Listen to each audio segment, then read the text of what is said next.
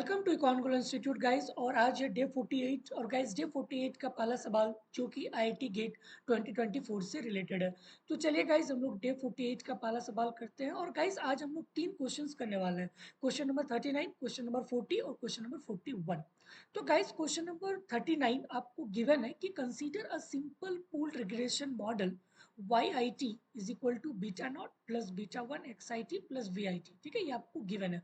और म्यू जो है बेसिकली कैप्चर करता है नॉन इंडिविजुअल स्पेसिफिक इफेक्ट। और EYT जो है EIT जो है basically idiosyncratic error uncorrelated with both XIT and MUI. If the parameter of this model are estimated using the OLS method, then the estimated slope coefficient will be biased, inconsistent, unbiased but consistent या फिर unbiased but efficient। ठीक है, okay. तो guys यहाँ पे आपको कौन सा मॉडल गिवन है, कौन सा रिग्रेशन है, that is pooled regression model. ठीक है, पूल्ड रिग्रेशन मॉडल। और गाइस हमें पता है ना कि पूल्ड रिग्रेशन मॉडल क्या होता है। बेसिकली ये कॉमनली किस पे यूज होता है, पैनल डेटा एनालिसिस में यूज होता है। ठीक है, तो गाइस ये बेसिकली क्या होता है, combination of cross sectional and the time series information. ठीक है, ओके। और गाइस यहाँ पे एक चीज आपको गिवन है ना, that is covariance XIT and MUIT not equal to zero. But guys हम लोग OLS में पढ़े हैं ना कि जो covariance between XIT and mu i must be zero. ये जीरो होना चाहिए, तभी हम जो है OLS यूज कर पाएंगे और उससे जो है हमें एक अनबायस्ड रिजल्ट मिलेंगे। बट गाइस यहाँ पे जो OLS का जो बेसिक एजम्पशन है वही वायलेट कर रहा है ना, क्योंकि यहाँ पे गिवन है कि covariance between XIT and mu i t not equal to zero, not equal to zero. इसका मतलब है कि गाइस जो इंडिपेंडेंट वेरिएबल है, एक्स क्या है, इंडिपेंडेंट वेरिएबल, और VIT मींस इरर टर्म्स, तो ये गाइस अपने आप में क्या है, कोरिलेटेड है। ठीक है, तो इरर टर्म्स और इंडिपेंडेंट क्या है, कोरिलेटेड है। और गाइस YIT पे डिपेंड है किस पे, XIT। तो यहाँ पे जो YIT और XIT क्या है, अपने आप से कोरिलेटेड है।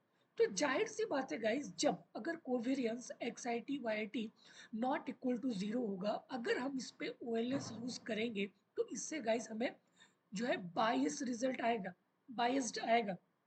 क्यों? क्योंकि ये बेसिक एजम्पशन ऑफ OLS को वायोलेट करता है। ठीक है, तो इससे गाइस हमें क्या मिलेंगे, बायस्ड रिजल्ट आएंगे अगर हम लोग इस पे OLS यूज करेंगे तो। ठीक है, ओके।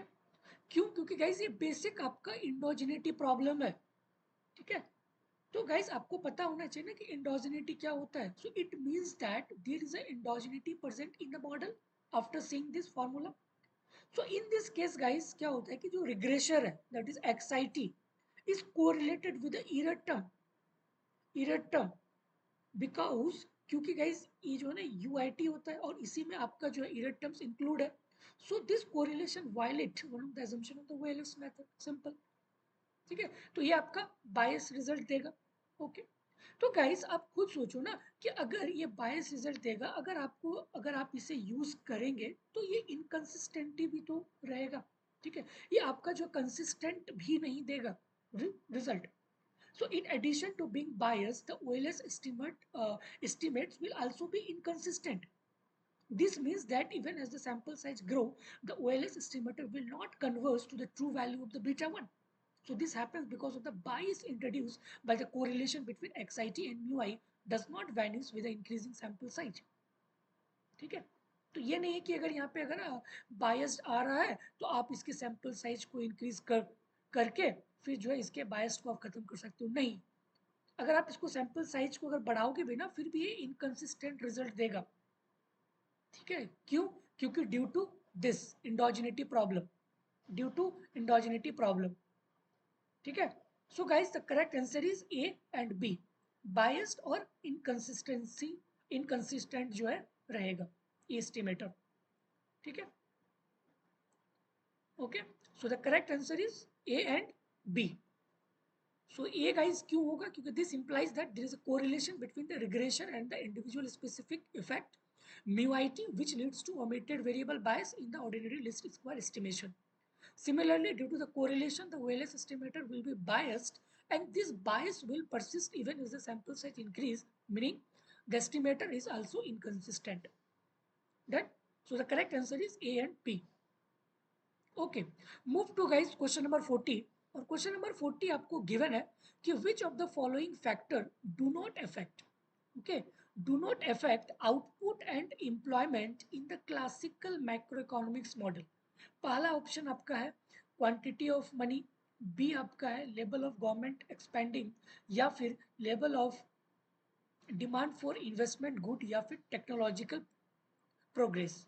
ठीक है, तो गाइस ये चार ऑप्शन में से आपको बताना है कि कौन से फैक्टर जो कि अफेक्ट नहीं करते हैं आउटपुट और एम्प्लॉयमेंट को इन the classical macro economics model पे. ठीक है, ओके. और गाइस हम जानते हैं कि जो क्लासिकल मैक्रो इकोनॉमिक्स मॉडल है, जो आउटपुट एंड एम्प्लॉयमेंट गाइस ये डिटरमाइंड होती है bye the supply side factor. Supply side factor like labour, capital, technology. और गाइस ये डिमांड साइड इसको अफेक्ट ही नहीं करता है. यही तो कहा था ना क्लासिकल मैक्रो इकोनॉमिक्स मॉडल कि जो आउटपुट और एम्प्लॉयमेंट है, ठीक है, ये आपका चेंज होता है due to due to supply side factor. ये डिमांड साइड इसको अफेक्ट ही नहीं करता है, आउटपुट और एम्प्लॉयमेंट को अफेक्ट नहीं करेगा demand side factor. Only supply side factor जो है आउटपुट और एम्प्लॉयमेंट को जो है अफेक्ट करेगा. ठीक है गाइस, ये बेसिक चीज है, मैं एक बार फिर भी आपको डिस्कस कर दिया. ओके, तो गाइस अगर हम लोग पहला ऑप्शन देखें that is quantity of money, that is quantity of money, तो गाइस ये जो है does not affect the output and employment in the classical model. क्यों? क्योंकि गाइस अगर हम देखें क्लासिकल डायकोटोमी, तो वहां पे क्या बातें होती थी कि अगर मनी सप्लाई अगर चेंज होंगे तो मनी सप्लाई सिर्फ और सिर्फ नॉमिनल वेरिएबल्स को अफेक्ट कर पाएंगे, लाइक कि प्राइस लेवल को अफेक्ट कर पाएंगे, not the real variables. Output और एम्प्लॉयमेंट को गाइस अफेक्ट नहीं कर पाएगा. Okay, so that's why the quantity of money does not affect the output and employment. Okay, तो गाइस ये जो है ना क्वांटिटी ऑफ मनी जो है ये आपका इफेक्ट नहीं कर पाएगा आउटपुट को भी और एम्प्लॉयमेंट को भी. क्यों? क्योंकि अकॉर्डिंग टू क्लासिकल डायकोटॉमी ये जो क्वांटिटी ऑफ मनी है ये सिर्फ और सिर्फ सप्लाई साइड फैक्टर है, और ये सिर्फ और सिर्फ नॉमिनल फैक्टर्स को अफेक्ट कर पाएगा. ठीक है, नॉमिनल फैक्टर्स को, जैसे प्राइस लेवल हो गया. बट गाइस आउटपुट और एम्प्लॉयमेंट ये क्या रियल फैक्टर्स हैं, तो ये रियल फैक्टर्स को इफेक्ट नहीं कर पाएगा ड्यू टू क्लासिकल डायकोटोमी. ठीक है, ओके. ऑप्शन नंबर बी पे गाइस अगर हम लोग मूव करें that is level of government spending, level of government spending guys ये भी इफेक्ट नहीं कर पाएगा आउटपुट और एम्प्लॉयमेंट को इन द क्लासिकल मॉडल. क्यों? क्योंकि guys output is determined by the supply side factor we know. Okay, but guys जो गवर्नमेंट स्पेंडिंग है ना वो एज्यूम करते हैं कि to only affect the price level, not the real output और द एम्प्लॉयमेंट.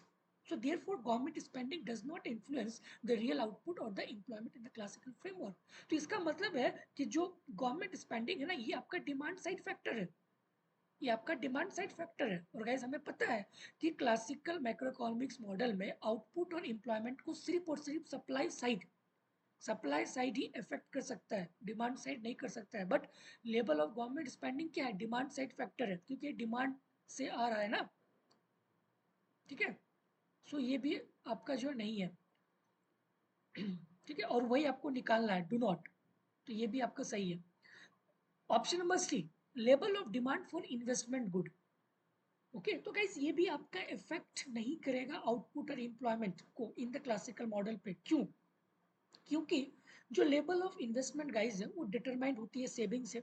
हाँ, और सेविंग इन्फ्लुएंस्ड होता है किससे? रेट ऑफ इंटरेस्ट से. Okay, so the demand for investment good which is a demand side factor guys. हाँ, तो ये भी आपका जो है does not affect the real output और द एम्प्लॉयमेंट.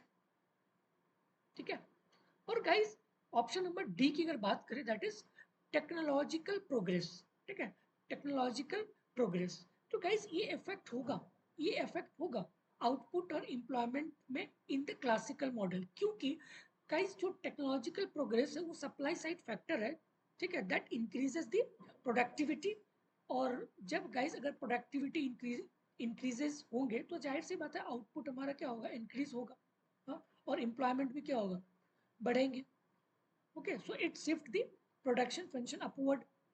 ठीक है, तो गाइस ये तो इफेक्ट होगा, ये तो इफेक्ट होगा, बट ये जो तीन है ना, ए बी सी, ये आपका सारे के सारे डिमांड साइड फैक्टर है, तो जिनके कारण जो है आउटपुट और एम्प्लॉयमेंट को इफेक्ट नहीं होगा according to classical macroeconomics model. और वही आपको निकालना है कि do not affect the output and employment in the classical macroeconomics model. तो गाइस इसका जो करेक्ट ऑप्शन है ये आपका ए है, बी है और सी है, तीनों आपका सही है। क्यों? क्योंकि ये आपका इफेक्ट नहीं करता है आउटपुट और एम्प्लॉयमेंट को। डन। तो गाइस आपको याद रखना है quantity of money, level of government spending, level of demand for investment good, ये सारा का सारा आपका डिमांड साइड फैक्टर है। ठीक है, और ये जो टेक्नोलॉजिकल प्रोग्रेस है ये आपका सप्लाई साइड फैक्टर है। और गाइस जाहिर सी बात है, जब सप्लाई साइड फैक्टर होगा तो हमारा आउटपुट और एम्प्लॉयमेंट पे तो चेंज आएगा ही आएगा। ठीक है, so the correct option is A, B and C. Okay, correct answer is A, B and C. तो गैस मैं यहाँ पे एक्सप्लेनेशन भी दे दिया हूँ कि option number A quantity of money क्यों होगा, तो ये आप इसको पढ़ लेना। सिमिलरली ऑप्शन बी, ठीक है, okay, and option C and option D. ठीक है, तो ऑप्शन डी नहीं होगा क्योंकि ये अफेक्ट करेगा सप्लाई साइड, क्योंकि उसके जो है आपके प्रोडक्टिविटी को इंक्रीज कर देता है और इसके कारण जो आउटपुट इफेक्ट होता है और एम्प्लॉयमेंट भी इफेक्ट होगा। But option C guys output और एम्प्लॉयमेंट को इफेक्ट नहीं करेगा। Okay, so guys move to next question, question number 41। तो गाइस क्वेश्चन नंबर 41 आपको गिवन है कि for the following function F X to be probability density function, मतलब PDF, the value of C will be what. तो guys आपको simply C का value यहाँ पे निकालना है।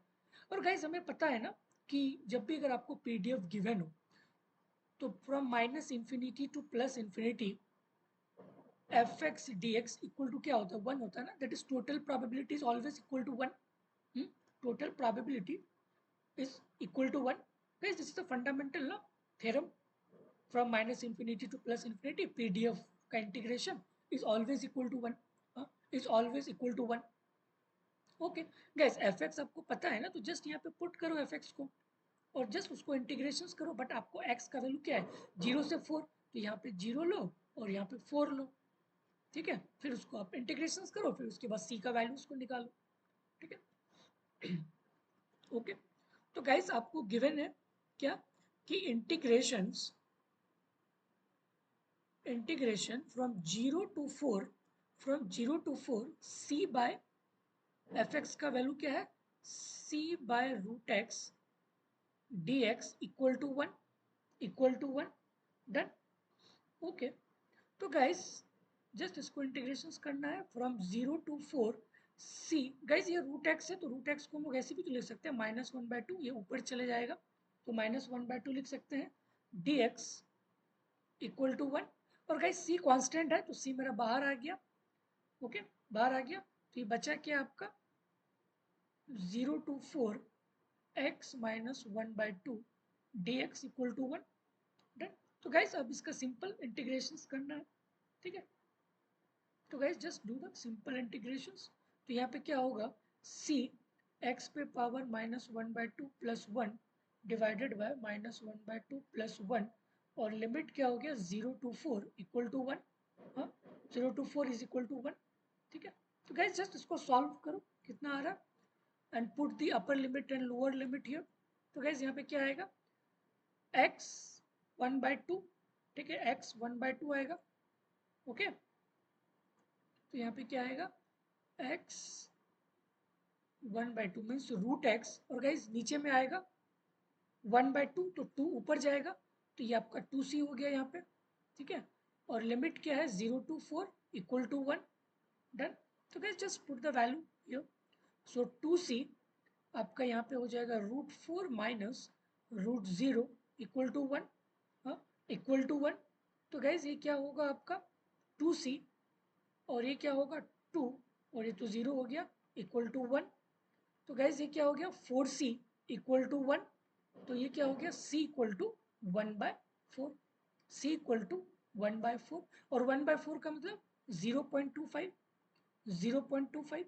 ठीक है, तो round of 2 decimal places guys, तो 0.25, सिंपल। 0.25, ठीक है। Okay guys, simple integrations PDF total from minus infinity to plus infinity 1 होता है ना, और आपको x का वैल्यू यहाँ पे गिवन क्या है, फ्रॉम 0 to 4 है, फ्रॉम 0 to 4 है, तो गाइस जस्ट यूज 0 to 4 और just do the simple integrations and you will get the value of 1/4, ठीक है। और c का वैल्यू क्या आएगा, 0.25, 0.25। ओके ओके ओके गाइज, तो मैं एक चीज बताना चाहूंगा कि गाइज हमारे कॉन्ग्लो इंस्टीट्यूट में जो कि 3 कोर्स लाइव है, पहला आपका MA MSc फाउंडेशन कोर्स 2025, और गाइज इसमें आपको पूरी कंप्लीट सिलेबस है, लाइव प्लस रिकॉर्डेड लेक्चर्स है, मॉक टेस्ट है, असाइनमेंट है, ई नोट्स है, और ऑल पीआई की वीडियो सोल्यूशन है, ठीक है। और गाइज दूसरा बैच सिर्फ और सिर्फ क्वेश्चन प्रैक्टिस के लिए, यहाँ पे आपको टॉपिक वाइज क्वेश्चन कराए जाते हैं सारे सब्जेक्ट के लिए, और गाइज ये बहुत ही हेल्पफुल होगा आपके IIT गेट IIT जैम के लिए, ठीक है। और तीसरा गाइस फाउंडेशन बैच सिर्फ और सिर्फ IIT सिलेबस पे बेस्ड है, ओके। और गाइस दूसरा बैच जो कि सिर्फ और सिर्फ COT प्रैक्टिस क्वेश्चंस, ठीक है। तो यहाँ पे जो है आपको सिर्फ और सिर्फ COT बेस्ड है, जैसे आपको JNU SIS SSS IGRDR SU साउ अशोका SNU, ठीक है। तो गाइस ये भी आपका लाइव प्लस रिकॉर्डेड है, ऑल PYQ है, टॉपिक वाइज है, मॉक टेस्ट है, ठीक है। और गाइस ये जो जितने भी बैच रखे गए ना, ये बहुत ही कम प्राइसेस पे रखा गया और बहुत ही क्वालिटी एजुकेशन पे रखा गया है, ताकि गाइस हर एक स्टूडेंट इसको अफोर्ड कर सके और एक क्वालिटी से क्वालिटी अंडरस्टैंडिंग इकोनॉमिक्स पे ले सके, ठीक है। तो गाइस मैं तीनों का लिंक जो है आपको डिस्क्रिप्शन बॉक्स पे दे दूंगा, आप वहाँ से एक बार चेकआउट कर सकते हैं, ठीक है। सो थैंक यू गाइस, अगर ये वीडियो गाइस अगर पसंद आई तो प्लीज़ गाइस लाइक और सब्सक्राइब कीजिए, ताकि इससे हमें भी गाइस मोटिवेशंस मिलती है। और okay guys, thank you, bye.